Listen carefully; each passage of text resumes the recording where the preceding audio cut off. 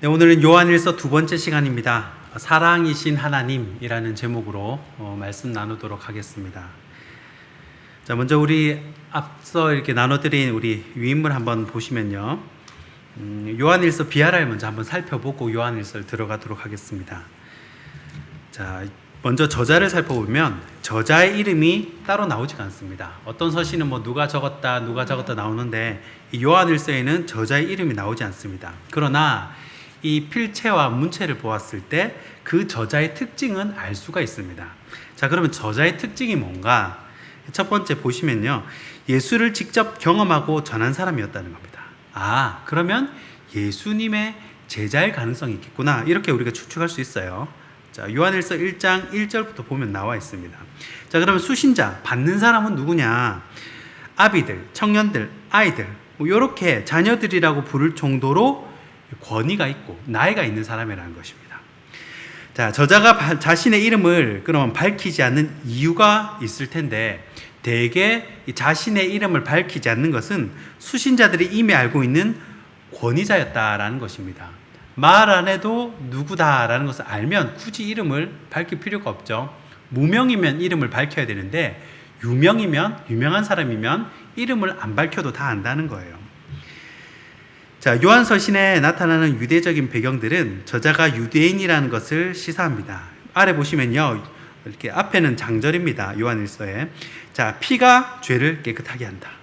그리고 화목제물이라는 단어, 계명이라는 단어, 그리고 가인에 대한 이야기, 이런 이야기들은 저자가 유대인이라는 것을 드러내는 증거가 되겠죠. 자, 그리고 특히 요한복음과 굉장히 비슷한 부분이 많습니다. 자, 요한복음의 저자는 요한이죠. 사도 요한입니다. 그런데 요한복음과 비슷하다는 것은 요한일서도 그 저자가 동일 인물일 가능성이 많다는 것이겠죠. 그래서 유사한 내용을 쭉 보시면요. 태초부터 있었던 말씀을 보았음. 그 다음에 기쁨의 충만, 빛과 어둠, 새 계명은 서로 사랑하는 것, 마귀의 존재, 사망과 생명, 하나님께 속한 자와 속하지 않은 자, 독생자를 보내심, 증언, 아들 안의 생명, 이런 여러 부분에서 유사한 부분이 드러나는 겁니다. 그러니까 저자가 동일 인물일 수도 있겠구나 이렇게 추측을 할 수가 있는 것이죠. 자, 다음 넘겨보시면요. 2페이지입니다. 자, 다른 11명의 제자들은요, 이름이 다 거론합니다. 그런데 자기 자신의 이름은 적지가 않아요. 그리고 세례 요한을 그냥 요한이라고 표현을 하고요. 또 저자는 자기 자신을요, 아래와 같이 A부터 F까지 이렇게 표현을 합니다. 자기 자신을 어떻게 표현하냐? A부터 보시면요. 예수님의 살아가시던 제자, 그리고 세베데이의 아들, 세례 요한의 두 제자 중에 한 사람, 그 다음에 이 제자, 그 다음에 시몬 베드로와 예수께서 사랑하시던 다른 제자, 자, 이 일을 증언하고 기록한 제자가 이 사람. 이렇게 쭉 봤을 때 위의 내용으로 보아서 요한복음을 기록한 이 사도 요한이 요한 일서를 썼을 것이다 라고 요 성경 안에서 이 내증이라고 그러죠. 요 안에서도 충분히 우리가 도출해낼 수 있다라는 것입니다. 자, 그러면 사도 요한이 누군가 우리 한번 살펴보시면요. 자, 복음서 이전과 복음서 시대, 그리고 사도 시대 이후로 나눴습니다. 이 말은 예수님 믿기 전, 그리고 예수 믿고 나서, 그리고 예수님이 승천하신 후 이렇게 나눠보겠다는 거죠. 자, 복음서 이전 시대, 자, 사도 요한의 스펙입니다. 갈릴리 출신이고요. 직업이 어부입니다. 가족 관계를 보시면 아버지가 세베대고요. 그래서 세베대의 아들이라고 표현을 하죠. 어머니가 살로메, 형이 야고보입니다. 자, 그리고 복음서 시대에는 자, 그물 깊던 형 야고보와 함께 예수를 따라갑니다. 두 번째, 사랑받는 제자였습니다. 이걸 어떻게 알 수가 있냐? 이 야이로의 딸 사건이 누가복음 8장에 보면 나옵니다. 그런데 자, 그 예수님께서 회당장 야이로의 집에 가다가 딸이 어떻게 됩니까? 죽죠. 그런데 이제 예수님께서 살리시는데 살리시는 그 집에 들어갈 때 딱 세 사람 데리고 갑니다. 물론 어머니 아버지까지 다 같이 데리고 들어오니까 5명이죠. 제자 중에는 3명을 데리고 왔는데 누굽니까? 베드로, 야고보, 요한. 이 3인방 중에 이 요한이 들어간다는 거예요. 예수님이 특별히 챙기시고 아끼셨다는 겁니다. 자, 그리고 산상의 변화, 그 변화산 사건을 말하는 것이죠. 자, 산에 기도하러 갈 때도 하나님이 좀 특별히 챙기는 제자 3명을 데리고 가시는데 그 3명만 예수님께서 변하시는 모습, 이 몸이 변하는 모습, 그리고 좌우에 모세와 엘리야가 서 있는 모습을 보게 됩니다. 그 3명 중에 한 명이 바로 요한이라는 거예요. 자, 그리고 겟세마네 동산의 기도. 자, 세 번째 사도 요한의 성격입니다. 자, 3페이지를 보시면요. 이 내성적입니다. 소심할 정도로 신중하고요. 또 열정적, 과격한 성격이 있습니다. 또 이렇게 피 끓는 성격이 있어가지고 한번 할 때는 이 우레의 아들이라는 별명이 있죠. 자, 세 번째 사도시대입니다. 사도시대는 예루살렘에서 사역이 쭉 나오는데 암전병회를 일으킵니다. 그 기적의 한가운데 이 사도 요한이 있었다는 것이죠. 그리고 유대인들의 협박에도 담대히 말씀을 선포를 합니다. 그리고 세 번째 예루살렘에서의 사역은 예루살렘 교회의 기둥과 같은 역할을 합니다. 이 예루살렘 교회는 초대교회 장자교회와 같은 교회인데 이 야고보 또 베드로, 요한 이런 사람들과 함께 이 예루살렘 교회의 기둥과 같은 역할을 감당하죠. 자, 네 번째 사도시대 그 이유입니다. 첫 번째 마리아와 함께 예루살렘에서 11년 동안 같이 지냈고요. 또 에베소 교회에 초청이 있었고 소아시아 지방 사역을 합니다. 세 번째 복음서와 서신서를 기록했습니다. 그래서 요한복음, 요한 1, 2, 3서, 요한계시록 요 5권을 저술합니다. 자, 그리고 에베소로 돌아와서 이 90세 넘어서 쯤에 부르심을 받습니다. 자, 세 번째 언제 쓰였나? 자, 요한이 사도 요한의 나이가 많았을 때 쓰였구나라는 것을 알 수 있고요. 아비들아, 청년들아, 자녀들아 이렇게 이제 봤을 때 본인 나이가 많다는 거죠. 그리고 적 그리스도가 활동하던 시대였음을 알 수가 있습니다. 지금도 많은 적 그리스도가 일어났나니, 자, 따라서 80년 이후에 기록했을 것이다. 본문의 경고적인 부분을 통해 영지주의 초기 형태가 영향을 미치던 시대임을 알 수 있다. 자, AD 80년대 켈리투스파라고 있어요. 뭐 지금도 이제 신천지라는 이단이 막 설치고 있죠. 그때도 역시나 이단이 많았습니다. 그런데 이 이단이 굳이 꼭 뭐 안 좋은 영향만 있는 건 아니에요. 이 이단이 있음으로 해서 각 교회마다 이 사도신경이 개발이 되고, 그러니까 정리를 하게 됩니다. 개발이 되면 정리를 하게 되고, 그 뭐죠? 조직신학, 교리를 정리를 하게 돼요.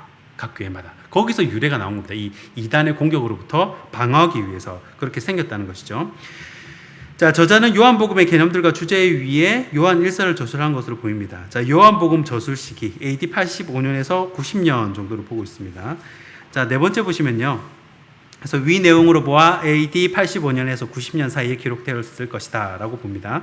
자, 요한 1서의 역사적 배경. 자, 여기서 우리가 이 비아라이, 요한 1서 비아라이는 요한 1, 2, 3서를 다 묶어서 생각하시면 됩니다.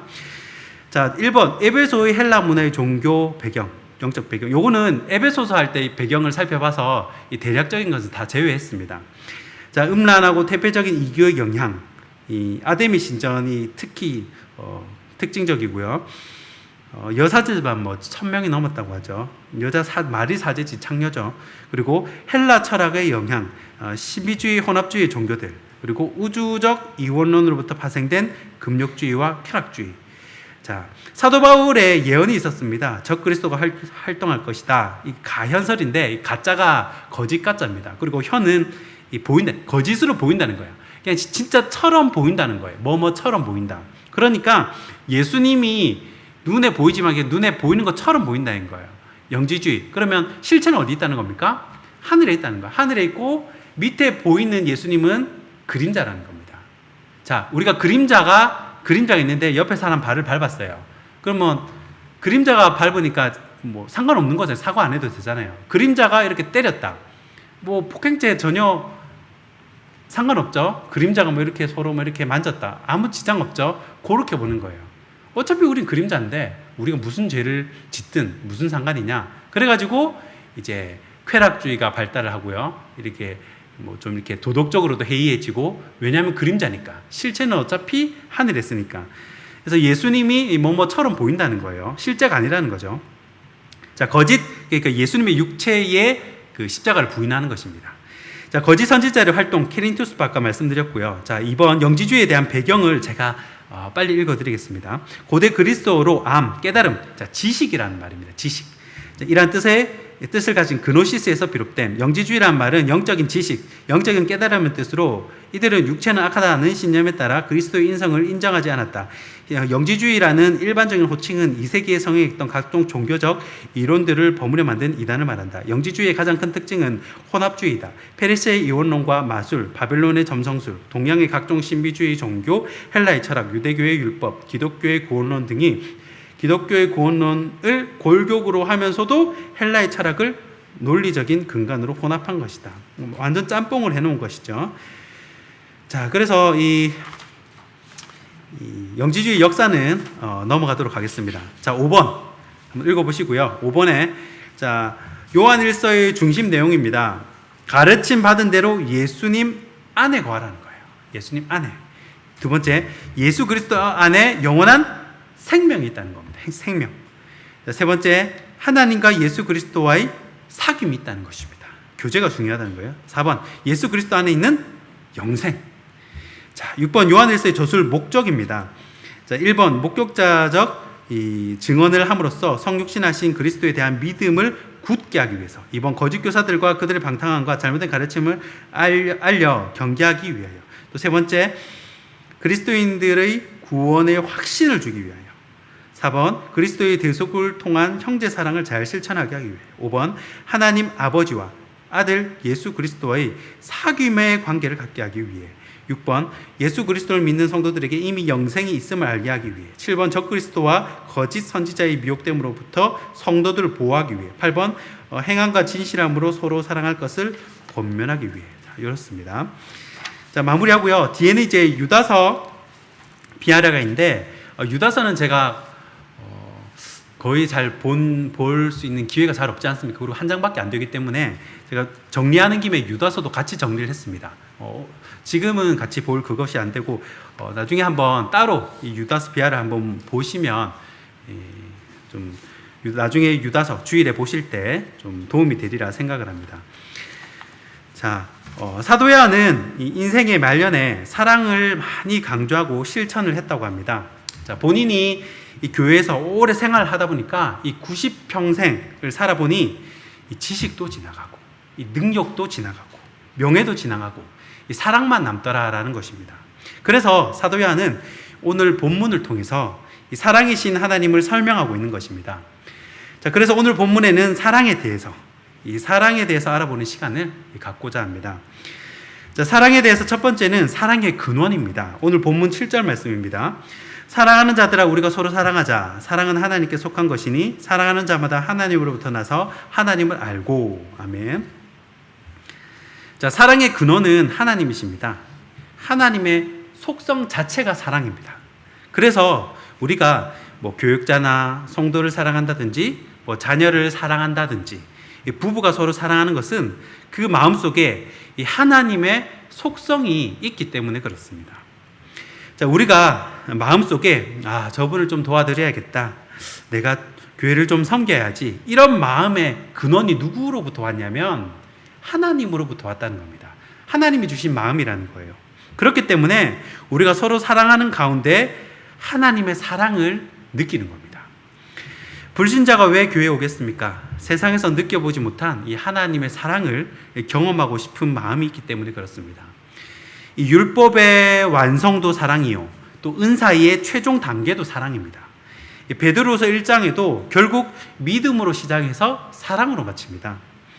이 로마서 13장 10절 말씀처럼 사랑은 율법의 완성이 되기 때문에 그렇습니다. 자, 그래서 사랑하면 천국을 경험할 수 있습니다. 사랑하면 평안이 있고 사랑하면 행복이 있습니다. 이 사랑의 근원 되신 하나님을 서로 사랑함으로 경험하는 저와 여러분이 되길 바랍니다. 이 사랑에 대해서 두 번째는 사랑의 영향력입니다. 이 12절 말씀입니다.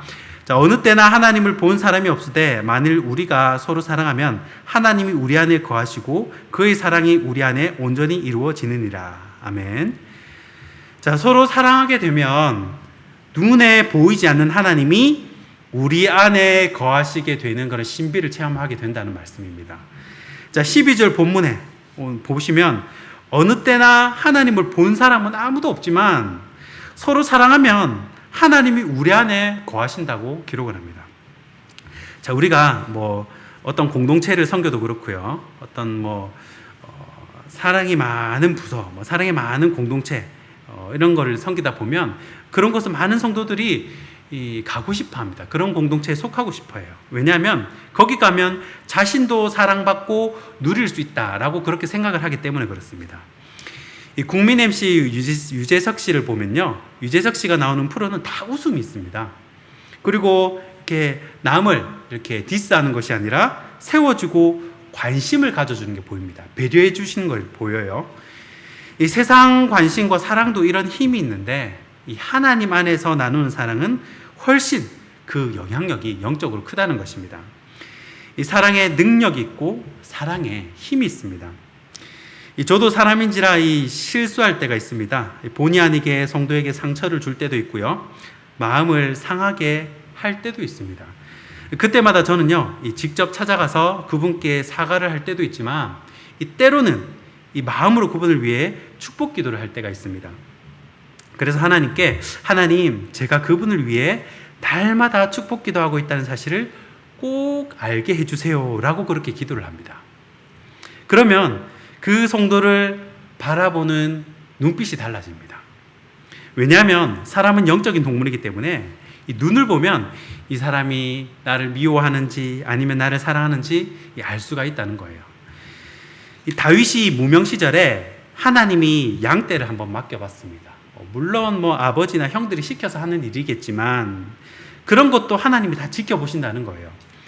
그런데 다윗은 사자나 곰이 나타나면 최선을 다해서 이 양들을 지켜내는데 이 새끼 양 한 마리도 안 뺏기는 것입니다. 하나님이 그 모습을 보고 이렇게 새끼 양 한 마리 내줄 수도 있는데 자기 목숨이 위태할 수 있으니까요. 그 모습을 보고 너라면 되겠구나. 너라면 되겠구나. 그래서 그 모습을 보고 나라를 맡기는 거예요. 양치는 모습, 작은 일을 맡겨놓고 그 하는 일을 보고 나라를 맡기는 겁니다. 내가 한 사람, 한 영혼을 사랑하려고 몸부림을 칠 때 하나님, 제가 그 성도를 사랑하게 해주세요. 하나님, 나의 잘못이 무엇인지 깨닫게 해주세요. 그렇게 몸부림칠 때 하나님은 그 모습을 보고 그 모습을 보시고 우리를 축복하시고 더 많은 것들을 맡기신다는 거예요. 너무너무 그 모습을 좋아하신다는 겁니다. 이 서로를 사랑하기를 몸부림치고 애쓰는 저와 여러분이 되길 주님의 이름으로 축원합니다. 이 사랑에 대해서 마지막 세 번째는요, 사랑의 실천입니다. 이 본문 20절 말씀입니다.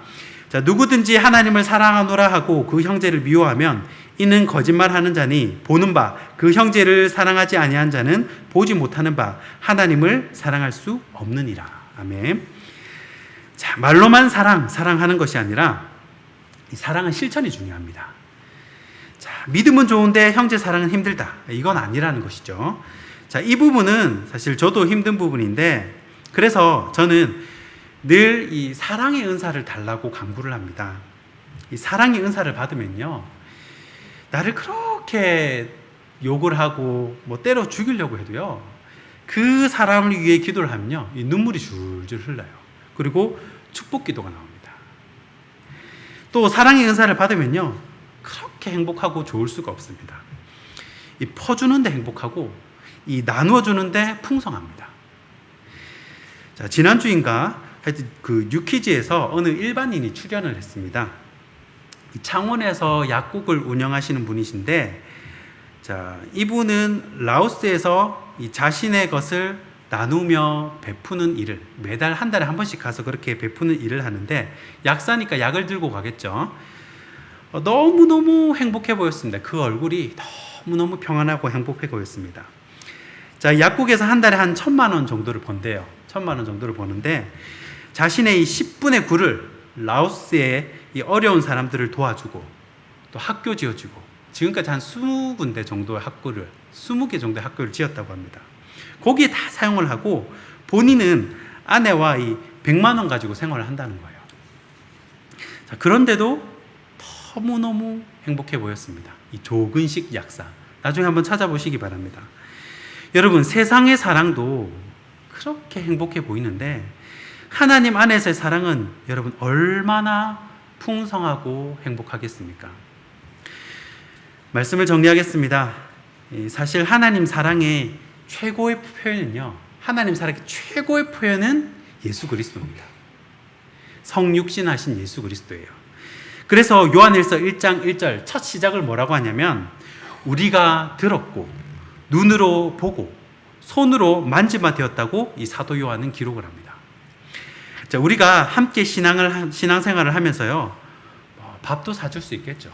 그리고 뭐 힘든 사람 돈도 줄 수 있겠죠. 필요하다면 차도 줄 수 있을 겁니다. 그런데 아들은 줄 수가 없어요.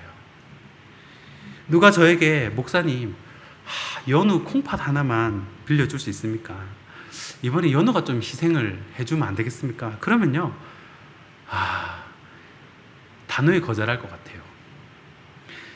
그러나 하나님은요, 그 하나밖에 없는 독생자 예수님을 우리에게 주셨다는 겁니다. 자녀를 주신 사랑, 자기 자녀를 내주신 사랑. 여러분, 아들을 주신 분이 무엇인들 우리에게 주지 못하겠습니까? 하나님은요, 사랑 그 자체십니다.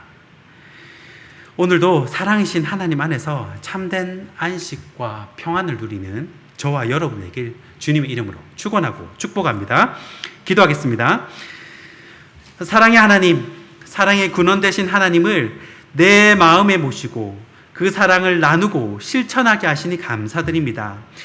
이 자리에 모든 성도님들에게 이미 하나님의 나라가 임한 줄 믿습니다. 우리가 능력도 좋고 지식도 좋지만 하나님의 사랑이 우리 삶 가운데 풍성하길 소원합니다.